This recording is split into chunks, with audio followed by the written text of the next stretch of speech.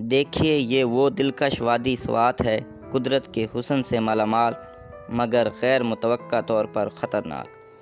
27 جون 2025 کی صبح یہاں ایک پرسکون سی صبح تھی، لیکن کچھ ہی دیر میں یہ وادی ایک المناک سانحے کی زد میں آ گئی۔ ایک پنجاب سے تعلق رکھنے والا خاندان فوٹو لینے دریا کے کنارے آیا۔ ان سب کی تعداد تھی تقریباً 18 اور بچوں بزرگوں سمیت۔ ریسکیو 1122 کے مطابق اس وقت دریا کا بہاؤ نارمل تھا، مگر اچانک ایک سیلابی ریلا فلیش فلڈ آیا۔ یہ ریلا زیادہ تیز تھا، پانی نے چند لمحوں میں کناروں پر موجود افراد کو نگل لیا۔ سیلاب کی بنیادی وجہ یہاں شدید پری مونسون رینز تھیں۔ 26 تا 29 جون تک مسلسل بارشیں ہوئیں، جنہوں نے پہاڑی علاقوں سے پانی کو ندی میں دھکیل دیا۔ مونسون ابھی ختم نہیں ہوا اور موسمیاتی ماہرین کہتے ہیں کہ مزید شدید بارشوں کا امکان ہے۔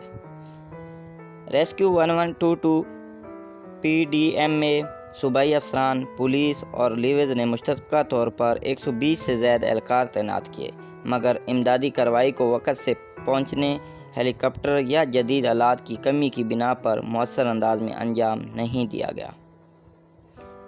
ایک گواہ نے بتایا کہ سیاح تقریباً 1.5 گھنٹے پانی کے درمیان پھنسے رہے، لیکن امدادی ٹیمیں دیر سے اور ناکافی وسائل کے ساتھ پہنچی۔